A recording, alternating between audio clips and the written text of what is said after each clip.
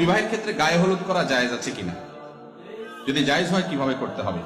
ভাই, আপনার বিয়েতে আপনি গায়ে কি হলুদ দিবেন না মরিচ দিবেন এটা আপনার ব্যাপার, কিন্তু মনে রাখবেন গায়ে হলুদ নিয়ে আমাদের একটা বক্তব্য আছে এবং এটা নিয়েও আপনি অনলাইনে সার্চ দিলে দেখতে পাবেন।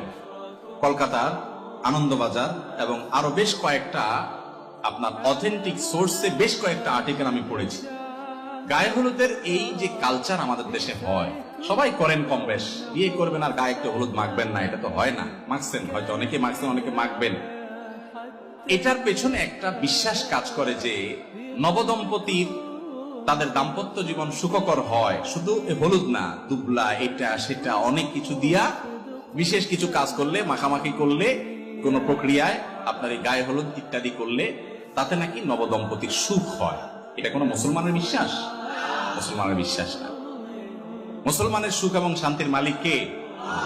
গায়ে হলুদের নাম দিয়া ওই অনুষ্ঠানে বেপরদিগি করে, মিউজিকের ছড়াছড়ি করে, হারামের ভিতরে হাবুডুবু খেয়ে আপনি যদি বিয়ে করেন, ওই বিয়েতে দাম্পত্য জীবনে সুখ করতে হবে, ওখানে আল্লাহর গজব তো এমনিই নাজিল হবে।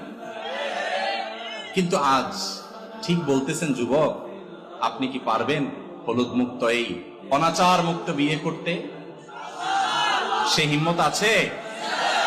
তাই বলে মা বাবার সাথে, মুরব্বীদের সাথে বেয়াদবি করার দরকার নাই। সুন্দর করে বুঝায় বলবেন যে বাবারে, আমার গাত হলুদ মরিচ যা মাখা লাগে আমি নিজে মাখবো, বা পুরুষরা পুরুষদের মাখবে, মহিলারা মাখবে। যদি এটাতে বিউটিফিকেশনে কিছু থাকে, যে দেখলে সুন্দর হয়, শরীরটা সুন্দর হয় বা ত্বকটা ভালো হয় বিয়ে উপলক্ষে, ঠিক আছে করলো। এই উদ্দেশ্যে যদি হয় তাহলে সেক্ষেত্রে যে শরীয়তের সীমানা লঙ্ঘন যেন না হয় সেদিক লক্ষ্য করতে হবে। কিন্তু যেটা হয় গায়ে হলুদের নামে, ভাই কি হয় বলেন?